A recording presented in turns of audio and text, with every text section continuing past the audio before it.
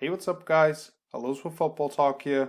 Over the last weeks and months, we've talked a lot about the NFL draft, biggest remaining needs for every single team, some breakout candidates, and all that kind of stuff. Now I think it's time to get back to more big picture stuff, look at teams as a whole, how everything ties together, and in this video in particular, I'm going to be analyzing teams that finished fourth in the division and make a case for why I could think they could win the division or finish last again. Plus, then give a little outlook, my thoughts on them, where I see them finishing in 2020. Of course, much about this is about the 8 teams and my stand on them, but it also heavily depends on the division rivals, the moves they have made this offseason, and what I think about them coming into the season. The top half of this list could certainly earn a playoff spot and surprise some people, in my opinion.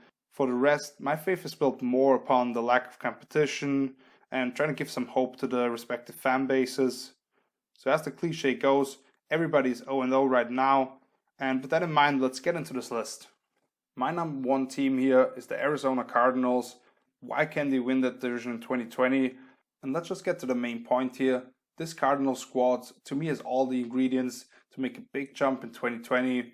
I expect Kyler Murray to enter that superstar conversation in year 2 after already impressing with that arm talent and the ability to extend plays in kind of a controversial offensive Rookie of the Year campaign, since I personally believed as well it would be Josh Jacobs win the award, but no doubt Murray was very impressive as a rookie. General manager Steve Keim managed to unload a bad David Johnson contract this offseason and basically acquire an elite receiver in DeAndre Hopkins for a second-round pick. You also have Kenyon Drake now with a full offseason with this team after he showed great signs already last season when he was traded from Miami. It could be an even bigger part, a major factor here for this team with the way he perfectly fits on the offense with that east-west based rushing attack from those shotgun sets and his involvement in the pass game as well, including those short, quick throws. That is almost an extension of the run game.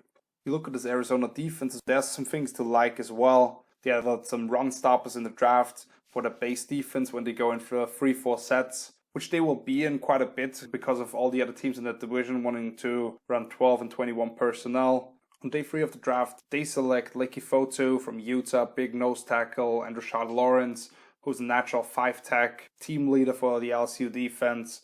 I think they will immediately upgrade the rush defense. And then at the top of the draft with that 8th overall pick, they bring in the do-it-all player in Isaiah Simmons, who will be in the middle of their defense, running around all over the field. Plus, they have a lot of other young players that I really like when you look at Buda Baker flying around the field. Jalen Thompson is a guy who emerged as that second safety to him last season. This past week I talked about Byron Murphy, a corner I really like coming into his second season. I expect him to take that next step. You can check out my breakdown on him and some other guys. And now let's get to the rest of the West. I think every other team in that division has some type of issues. If you look at the 49ers, they're facing an object of the Super Bowl hangover. Not sure how much of a thing it really is, but it somewhat has to be in the back of the heads. And you have Jimmy G at the helm. There are some limitations with what he can do. When you look at the coaching staff, how much they depended on the run game. The Seahawks then, they have some question marks on the edge on either side of the ball to me. When you look at right tackle, there's a competition for it right now for that starting gig with Cedric Bowie and Brandon Shell. And then on defense with Jadeveon Clowney still in the open market.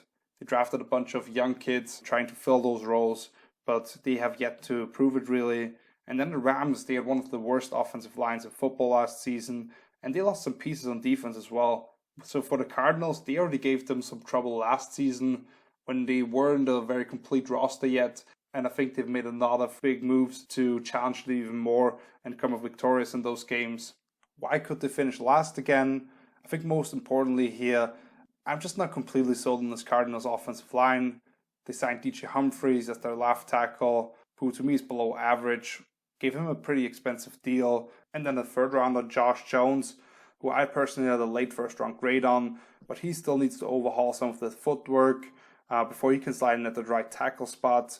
And then guard Justin Pugh, he actually finally played the full 16 games last season, but he hadn't done that before since 2015. You look at all the other NFL coaches, they had a lot of time now to study that Cliff Kingsbury air raid offense, which when you really break it down is rather simplistic with the amount of schemes they run. There's a lot of adjustments on the fly, And yes, he diversified a little last season, going more under center, more pro-style rushing concepts. But at its core, you can learn how to create some issues for all those mesh concepts and the spread sets. And then as far as the Cardinals defense goes, to me they are more about having those pieces rather than proven commodities and them having to work together still. Patrick Peterson seemingly is on the decline. They are thin in the secondary to me. And I don't know, could Chandler Jones maybe fall soon? He's been one of the more underrated passers in the league for a while now, but he might have finally reached that peak now. You are still staring the reigning NFC champs in the eyes in the Niners, a team that was a few inches away only from earning their playoff bye in the Seahawks, and then another squad that went to the Super Bowl just 2 years ago in the Rams. This is probably the best division in the entire league, so you gotta be pretty good already to not finish last. The bottom line for the Cardinals, I still believe the 49ers have done enough to repeat as division champs, retooling for all the losses they have suffered this offseason. But at the same time, I'm feeling pretty good about the Cardinals at least earning a wildcard spot. The Seahawks quarterback and the Rams head coach, those are the type of guys that make me believe these teams won't have throwaway seasons. But at the same time, I see enough issues with those squads to make me believe that the Cardinals could be the second best team in that division. They're pretty clearly the best team among these 8 that I'm going to talk about today, because they have a young phenom at quarterback, stars at pretty much every position, that different type of system that you maybe don't go up against every week, and what I'd like to call juice coming into 2020. Right behind these Cardinals, I have the Detroit Lions, and why do I think they can win the division? Matt Stafford is back healthy, and when he was in the lineup, this team, they were pretty good. They defeated the Eagles, the Chargers, and they almost beat the eventual Super Bowl champs in the Kansas City Chiefs. There was a lot of crazy stuff going on that game late for them not to pull it off. When you look at Stafford, he stood at 19 touchdowns compared to 5 picks, and he was playing at an MVP-like level to me. With that being said, Detroit's identity is going to be built on running the ball, and they have reinvested into the offensive line with 2 guards in the draft in Jonah Jackson and Logan Stenberg from Ohio State and Kentucky respectively. And then early in the second round, they select DeAndre Swift from Georgia. He and Kerryon Johnson are going to build a dynamic 1-2 punch at the running back position. You have Kenny Galladay and Marvin Jones, one of the more underrated receiving duos. Danny Amendola is a tough player in the slot. And TJ Hawkinson, he was a former top 10 pick from a year ago. Showed some signs already, but I think he's going to take another step as well. Detroit's defense, I think they are finally starting to take some shape here. Drafting Jeffrey Okudah, an elite cornerback prospect with that third overall pick. He's going to be added to a pretty underrated secondary in my opinion. Then you have Jamie Collins, he's going to be a chess piece in that front 7, who Matt Patricia already worked with in New England. And some of those young guys trying to prove themselves to go along with Trey Flowers was a very versatile piece up front. And maybe more importantly than anything the Lions have done themselves, nobody else in the division got a lot better to me, and none of the 3 teams stand out particularly to me. Other than maybe the Vikings, who actually had the benefit of making 15 picks, the Lions might have had the best draft in the division, and thanks to the last place schedule, they will be facing the Redskins in the East instead of teams like the Cowboys or Eagles, and then the Cardinals in the West, who I just talked about taking the next step forward, but are still a better draw than the reigning conference champions, or maybe having to travel to Seattle. I believe that new regime in Detroit has finally built an identity on both sides of the ball, with heavy investments in the run game and the back 7 on defense. So winning 10 games here might actually earn you the division title if everybody else plays each other tough. Why could the Lions finish last again? I don't know, can these guys finally stay healthy? Matt Stafford, to my surprise, actually played a full 16 games in 8 straight years before last season. But to me, a lot of that had to do with his toughness to fight through pain, and he had major issues with his shoulder early on in his career, and then he basically broke his back last season after putting his team on it for the last decade. You have Kerryon Johnson, he's missed 14 of 32 possible starts, and he's never carried the ball more than 118 times a season. Their receiving corps has been banged up quite a bit too, and maybe even more glaring, how will all these additions of former Patriots players work out? That's a big thing for me. Can Matt Patricia build that New England 2.0 in Michigan, or is he just bringing in guys who he knows will listen to him and they know how he wants things to be done? With that being said, Detroit could also be in a position where they ask a lot of these rookies to be impact players right away. They potentially could have 2 new starting guards, like I already talked about. Then running back DeAndre Swift, he's probably going to be sharing the load with Kerryon pretty heavily. And then Jeffrey Okudah, he immediately has to become their cornerback one, and he had a great season last year, true shutdown corner. But you look at the competition he faced, not a lot of great quarterbacks or receivers maybe he was going up against. That's going to be a big transition for him as well, as much as I believe in him as a prospect. And then you have Julian Okwara. He probably has to be a more consistent player right away for them and give them some major snaps that way. Plus, I recently talked about the uncertainty you have at the punter position, which may not be a huge factor here to most people, but for a team that wants to play a ball-controlled, defensive-minded game, it could be a bigger factor. They also have that early bye in Week 5, which I'm never a big fan of, and they do so after facing the Bears, Packers, Cardinals, and Saints, which probably includes 3 playoff teams if we're honest here. If Chicago can get any competent quarterback play, all these teams should be highly competitive at least. The bottom line for Detroit here, I don't think any team in this division wins more than 10 games actually. Unfortunately, I don't see the Lions going over that mark themselves either. The Packers won't come out victorious in so many close games. They were 8-1 in one possession games last season. Then the Vikings, they've lost some proven commodities and are looking for some young talent to immediately replace those. And then the Bears, as far as we all know, they still have a quarterback competition going on. So as far as Detroit goes, if they just split the season series with all these other teams, I see them finishing at 500 or above, but 10 wins is still a ceiling for me. In terms of the competition inside the division, the Lions may be number 1 up there. I'm not saying all these teams are bad. Maybe they all finish at 8-8 or better, but none of them really stand out to me as the lock for double-digit wins and earn the division title. But on the other hand, if there's one team on this list with a coach that I could see things really crashing down for, it is Matt Patricia and these Lions. The reason I have them behind the Cardinals, for example, is I just think there's a much clearer path for them to have a disappointing season than I do for Arizona. The third team on my list is the Miami Dolphins. A little surprising maybe to some people, but let me just talk you through this here. Why do I think they can win the division? When you ask the general public, the Buffalo Bills right now are the clear favorites to win the AFC East, but you look at their history, they haven't done so since 1995, and they still have to prove that they really are that team. You look at the Patriots, they've lost several pieces on defense, and Tom Brady obviously, so that they're probably going to have a quarterback starting who on his 4 career attempts, he's thrown more touchdowns to the opposite team than his own. The Jets, they're still building up that roster with general manager Joe Douglas trying to plant seeds on burned earth, and they face a brutal schedule as well. So for Miami, they have a lot of things going in their favor, and I believe they are building something special down there. Quarterback is still the big topic here. Will it be Ryan Fitzpatrick, who, when you look at it objectively, might have been the best quarterback in this division, at least according to several key statistics.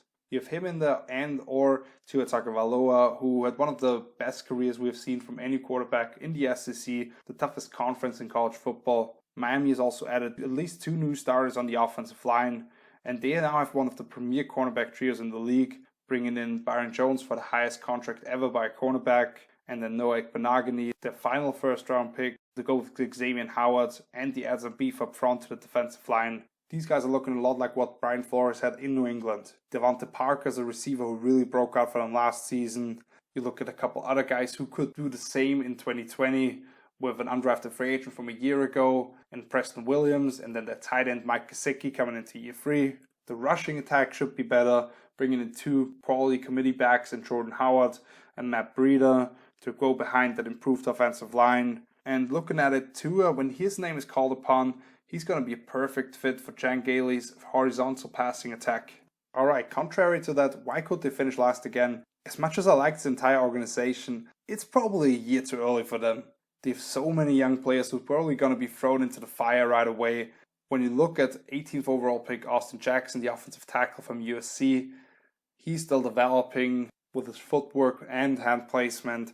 30th overall pick Noah Ekpenagany, who already talked about, coming from Auburn. He's only played the cornerback position for 2 years, and he was bailed out quite a bit by his athletic tools at times. 3rd rounder Brandon Jones, he's a guy that they like a lot, and I understand why. But he has to develop more of a feel and deep coverage before I trust him in that role. And they should at least have 1 more rookie lineman starting for them. And even outside of this year's draft class, they have a lot of young players who are still moving towards their prime. You look at Christian Wilkins, their 1st round pick from a year ago. They have a lot of 2nd and 3rd year pass catches. And a very young linebacker core outside of Calvin Neu, who they brought in free agency from New England. Comparing them to the other teams in that division, The Bills, they're really entering year 4 of that turnaround that they made when they brought in Brandon Beane and Sean McDermott, of course. You look at the Patriots, as much as they've lost, they still have Bill Belichick, and that should give them somewhat of a baseline of wins. And even the Jets, these guys are going to have to play for their jobs, and they have a young, talented quarterback still that I believe in. As much as you want to doubt Adam Gase as the head man there, as long as Sam Darnold doesn't get mono again, the offense should at least be competent, and on the defensive side of the ball, they could actually have a top 5 player at every single level. When you look at the back end, Jamal Adams, all-pro safety, some contract disputes right now, but if he's back, he's obviously one of the best in the league. Then you have the big free agency signing from a year ago in CJ Mosley. He's going to be an impact player. And then my number 1 prospect in last year's draft on the interior D-line with Quinnen Williams. What's the bottom line here? I already mentioned it. The Bills, to me, they're the front runners in that division. And as much respect as I have for Bill Belichick, I haven't seen enough from Jarrett Stidham to make me a believer. And he shrunk in some big games at Auburn. The Jets, to me, they could be a lot better actually than they were in 2019 and still only go like 6-10 just because of the type of schedule they are up against. So for the Dolphins, I could realistically see them finishing anywhere from 2nd to 4th, depending on how some of the young players on the roster continue to progress. So I wouldn't actually bet on them making the playoffs, but they could absolutely be a pain in the butt for some of the better teams in the AFC. And in 2021, they might actually be the pick here. 4th, I have the LA Chargers. And why do I think they can win the division?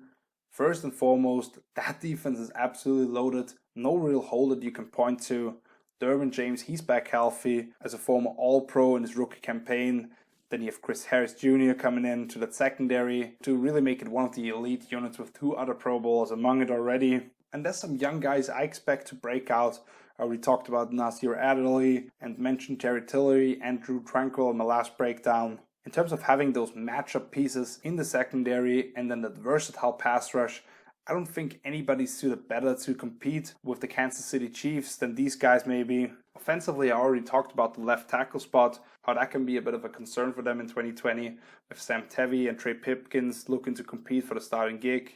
But the other 4 spots among it are as good as they've been in a while. They acquire Pro Bowl guard Trey Turner in a trade. Then they sign Brian Bulaga, one of the premier right tackles in the league, to actually a pretty good deal. And then they get Mike Pouncey back from injury as well. You have Tyrod Taylor. I think he can steer the ship. And even if Justin Herbert is thrown into the fire, which I definitely wouldn't recommend, they have the skill position players and the willingness to depend on the run game with head coach Anthony Lynn to take some pressure forever is under center for them. For the Chiefs, the favorites here and the reigning Super Bowl champs, they returned 20 of 22 starters. But at the same time, would it be the first time we saw a Super Bowl champ have some issues the following season? And then you look at the other 2 teams, the Broncos and the Raiders. As much as you want to hype those teams up, both their quarterbacks and of course other players as well have a lot to prove. Other than Kansas City, the Chargers probably have the smallest change to what they are trying to do, other than moving on from Phillip Rivers of course. But we already saw that formula work the prior year when they challenged the Chiefs for the division crown until the very end and the conference's top seed potentially. So while they would probably like to bring in Tom Brady this offseason, the fact they didn't really pursue Cam Newton in free agency and he's still out there, it tells you a lot about the confidence they have in the quarterback room. Alright, why could they finish last again? I'm not a huge fan of Derek Carr, but the Chargers would probably have the worst quarterback in the division in 2020, and the starting left tackle could be the worst in the entire league. As good as their defense will probably be, and I have all the reasons to believe that they will be a great unit, you cannot consistently win games in this league anymore when you don't score 20 plus points a week. Especially when all the other teams in that division added so much firepower this last couple of years. When I look at the other 3 teams in that division, I thought they all made some moves to get better. And for the Chargers, they spent the top pick, 6th overall, on a future quarterback who might not even help them win some games this season. So you have the Chiefs already finishing 12-4 last year, and at one point you had Patrick Mahomes laying on his back and his kneecap seemingly facing towards the sideline.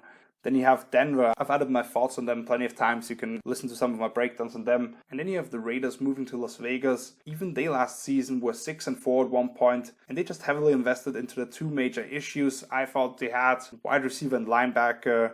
It's not a topic that I want to be talking too much about, but for the Chargers, they've just had that injury bug these last few years. And I don't really know why. Is it the medical staff, whatever it may be? With that in mind, I just can't assume that they're all going to stay healthy for the entire season.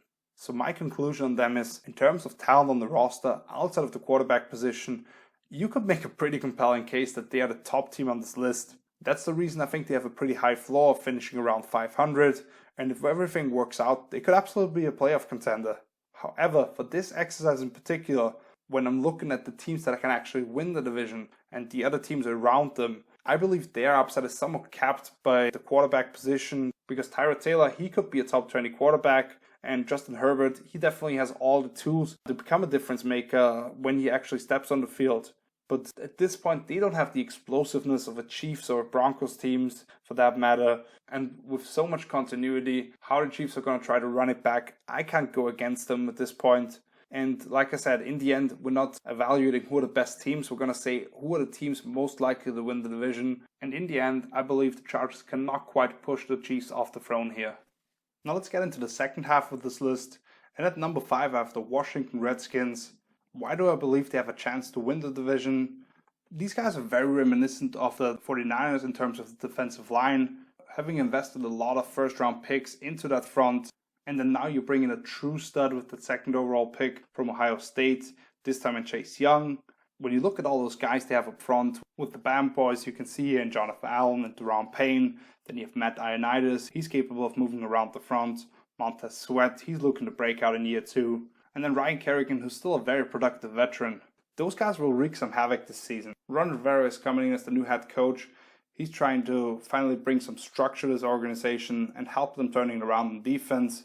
With him, he brings an old companion in Thomas Davis, a longtime linebacker for him. Plus, they have some high upside players like Reuben Foster and Fabian Moreau. These guys are looking to prove themselves as well. Offensively, quarterback Dwayne Haskins was very underwhelming as a rookie, as we all know. But I think people are trying to write him off too early now. He clearly wasn't ready to be out there and found himself in a pretty bad situation in terms of the support system around him. I like a lot of the young skill position players they have brought in the front offense now though. You look at Terry McLaurin, he was a star as a rookie, had really good production despite having shaky quarterback play. Calvin Harmon and Antonio Gandy-Golden are two big body targets that I liked in each of the last 2 drafts. Darius Guice, hopefully he's finally healthy. Talked about him as a potential breakout player still. And then this year's third round pick, Antonio Gibson from Memphis, who's going to be a chess piece, that ability to stay in the slot, line up in the backfield, be a decoy on jet sweep fakes and whatever it may be. Give him some manufactured touches. And then somebody I forgot to mention in this discussion recently is Steven Sims Jr., who's a jitterbug with the ball in his hands. Scott Turner is the new offensive coordinator. He's bringing in a system that should make life easier on his young signal caller while relying heavily on the run game. Why could the Redskins finish last again? Haskins is by far the least proven quarterback in this division, with Daniel Jones even being head and shoulders above him in their respective rookie seasons. Washington has no pass catchers outside of Terry McLaurin that had any major production to speak of.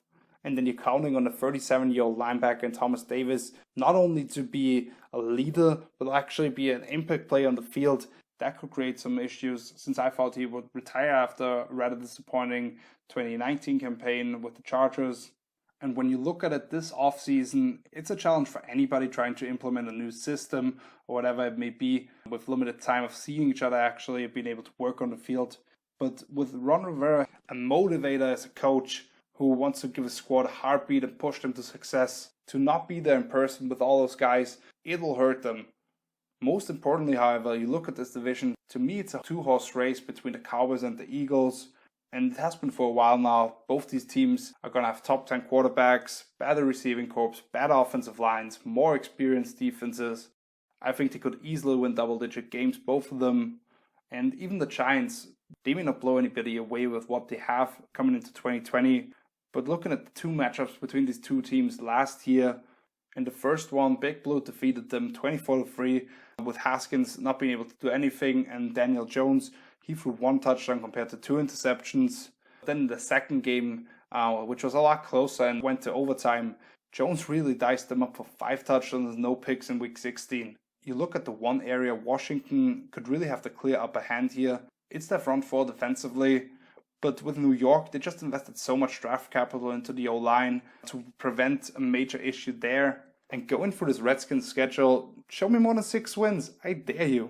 The bottom line here, with the things I just uttered about the Redskins schedule, reduced practice time and team activities probably this offseason, for them to get to a point where they can compete with the top 2 teams in this division, I think they're not quite ready. Even if Philly and Dallas split their season series and Washington can get a game of either one of them, it will be tough to turn it around as quickly as this year. If Dwayne Haskins is back to more of his Ohio State form than what he showed last season, I think there's a lot to like about this team. But other than the defensive line, I don't believe they have another unit that is ready to compete for the division quite yet. So if you're going for the schedule in a very objective manner, it's tough to find any layups and say Washington has a baseline of wins they can count on. For me to not have them low on this list, it's more about the respect for Ron Rivera that I have and how high I was on a lot of guys they've brought in the last few drafts. At number 6, I have the Jacksonville Jaguars, and I was really going back and forth between the number 6 and 7 teams because the Jaguars are projected to pick first overall come next April, and they did lose a lot of pieces. But what it came down to me is the fact that the AFC South might be won at 9-7 or 10-6, and this coaching staff will actually have to win to keep their jobs.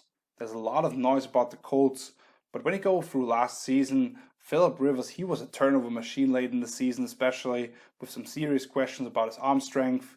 For the Texans, Bill O'Brien has made some very questionable decisions this offseason. And then you have Tennessee, they're counting on a formula that has a 250-pound banger at the running back position, pounding the rock 25 plus times, which is not really the formula nowadays for most teams. And Ryan Tannehill, he's probably going to have to repeat that career year he had last season as they're coming off that AFC Championship game appearance. So as far as Jacksonville goes, Gardner Minshew was the highest graded rookie quarterback according to Pro Football Focus. And altogether, I would have probably put him second behind only Kyler Murray. You have a guy like DJ Chark, he really broke out as a young star receiver. And I had a first round grade on Colorado's Laviska Shenault, who they picked in the second round. If he can just stay healthy, because the talent is certainly off the charts. I think the offensive line would have benefited from getting another tackle to be able to kick Kim Robinson inside to guard. But those guys, they have some rogue graders up front to make the run game work. And defensively, the only real contributor from the Jacksonville group a couple of years ago that actually wants to be there is Miles Jack. But I really like their young duo of edge rushers and first round picks. Josh Allen from a year ago and now K'Lavon Chaisson from LSU this season. There are some questions about the back end, of course, but they were built front to back with a lot of zone coverage behind it. And depending on how the 9th overall pick from Florida and CJ Henderson develops as a corner, they will be able to roll coverage away from him potentially, as he's matching up against the opposing team's number 1 receiver, being the last place team, and they will not be facing a playoff team outside the division until the middle of November actually. Why could the Jags finish last again? I'm just not sure if all these players are ready to fight for their coaching staff and organization right now. 2 of their remaining veterans in Leonard Fournette and Yannick Ngakoue, they've openly talked about wanting to be traded, and there's really only a few proven commodities on that entire roster. With the way they've unloaded those big PAP numbers, getting rid of Calais Campbell and the 2 starting corners and whatever, they've set themselves up for a true rebuild potentially, and they're expected to be in those Trevor Lawrence, Justin Fields sweepstakes come next April. So even if they get a few breaks and that division is up for grabs, does the organization even want to win this year already? Looking at the rest of the division, if Jacoby Brissett doesn't go down, there's a good chance that all 3 teams finish above 500, and the Colts are actually the team that might have improved the most this offseason. The Texans have now won 4 of the last 5 division titles, including last season, and they might actually be the smallest challenge and still sweep Jacksonville. Rarely do you see Vegas completely miss on a team, and there's a reason the Jaguars right now are the odds-on favorite to pick on first overall and have the lowest over-under of 4.5 wins. As favorable as the early portion of the schedule may look like, check out this 8-game stretch after the Week 7 bye. At Chargers versus Texans, at Packers versus Steelers versus Browns, at Vikings versus Titans, at Ravens. Ouch! They might go winless over that period if they don't get a break somewhere. So wrapping things up here for the Jaguars, to me they're a very interesting team because I believe they have accumulated a lot of young talent And this kind of gets lost with all the pieces they have lost, but they are starting to rebuild what they already had a few years ago with better quarterback play potentially, or being in draft sweepstakes for one of the top quarterbacks. So there's a lot to like about this roster if the young players they have develop in the right way. But that doesn't mean they're going to be successful this season already. The Colts probably have the best 53 or 55 now in that division. The Texans, they still have the best quarterback. And the Titans are coming off an AFC Championship game appearance. If Gardner Minshew balls out, and it's not about him but the other guys around him, and they're picking anywhere other than first overall, he may make this a tough decision for them. And I think some of the other kids around him on that roster will actually put up some pretty good numbers. But right now, they are still pretty clearly fourth in the South. At number 7, after Carolina Panthers. And why do I believe they have a chance to win the division? Nobody knows for sure about Matt Rule and his coaching staff. What will they throw at them? You have Joe Brady coming in as the offensive coordinator. He's going to get to work again with Teddy Bridgewater, who he already coached in New Orleans. So they're going to be familiar with each other. As the cliche goes, speak the same language. And he has a young receiving corps around him with DJ Moore, Curtis Samuel, now free agency addition Robbie Anderson, and even an up-and-coming tight end in Ian Thomas. That group is pretty underrated actually. And of course they have one of the truly elite weapons coming out of the backfield in Christian McCaffrey, who I pictured here. He's probably set to break his own running back reception record once again in that type of offense. The Panthers, they went defense only in the draft, bringing in Derek Brown from Auburn, big monster in the middle of that defense. A really talented edge rusher in Yitzhak Gross-Matos from Penn State, who's going to be on the opposite of last year's rookie stud in Brian Burns. Then a super rangy safety with that linebacker size in Jerry Michin coming out of Southern Illinois. And what I believe could be a starting corner in Troy Bright Jr. from Notre Dame, plus some other pieces in the secondary. So the talent is clearly there. And now you bring in a new scheme probably that is going to be very unique for the NFL level. When you look at Baylor running that 3-3-5 under Rule, and now defensive coordinator Phil Snow that he brought with him. As much as you want to praise those legends of the game, the quarterbacks of these two front runners in the division will be 41 and 43 years old respectively. And let's not forget that Atlanta actually was 1-7 after the first half of last season. On the other hand, why could the Panthers finish last again, especially this offseason? With uncertainty if there will be anything like training camp or real preseason, that completely new staff, implementing new systems, trying to teach all the little nuances will be very challenging.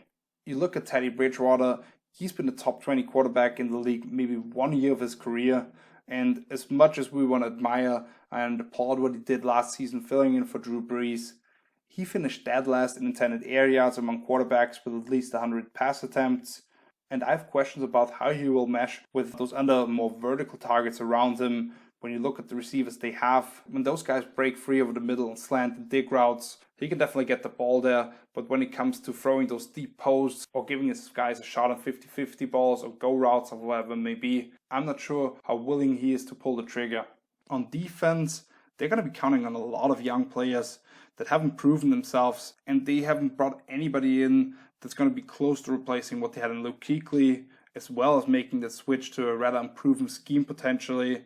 More of an overall point here, when you look at Rule, the track record he has, obviously he's built up a lot of winning programs, and I have no doubt that he can do that in Carolina as well.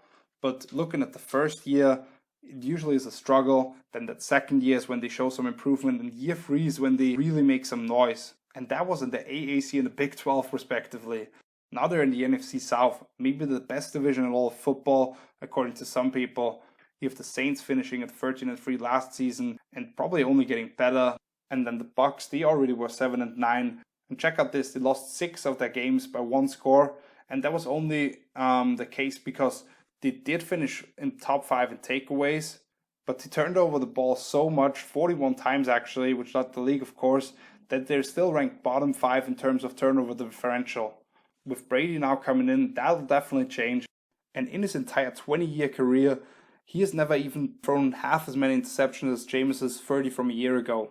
Even with Atlanta, for as poorly as they started last season, they went 6-2 the rest of the way after coming out of the bye week with some changes to the coaching staff and the new energy, so they could be a lot more consistent from the start. The bottom line for the Panthers, they're clearly the most unproven team in that division for now. while you could argue that those new systems will give them somewhat of a game planning advantage compared to the other teams early on, especially this offseason with the heavily limited live reps that they'll have, that might equal a net minus to me. You have to root for guys like Teddy Bridgewater, who's worked his way up back to a starting spot, but I just never looked at him as a surefire franchise signal caller.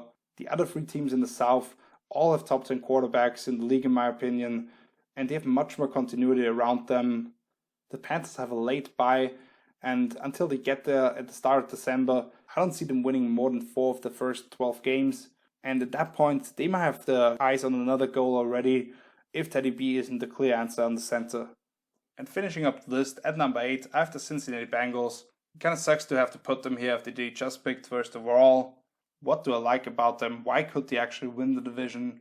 When you look at it, we're not that far away from 2015, when the Bengals won the AFC North actually with a 12-4 record as the 5th year in a row of making the playoffs. However, since then I felt like this is the first time there's really some change happening with this team. Marvin Lewis, after being there for forever, he was finally replaced last season with Zach Taylor, another hotshot offensive coach coming over from the Rams. He's trying to prove himself in the league. Then he drafted the Heisman Trophy winner and Joe Burrow first overall to replace what has been really the most average quarterback over the last decade that we've seen in Andy Dalton. And then the front office, they finally spent some money in free agency to improve that defense. And while you would think a quarterback coming in the first overall, he's not going to have a lot of pieces around him, I don't think that's the case with the Bengals. If AJ Green is coming back healthy, Cincinnati actually has one of the better young skill position groups in the entire league to me. You look at Tyler Boyd, depending on how Taylor wants to cater his system towards his new quarterback. He could be Burrow's version of Justin Jefferson at LSU. They bring in a 50-50 ball specialist in second-round pick T. Higgins from Clemson. He matches perfectly with Burrow's expertise of winning with ball placement.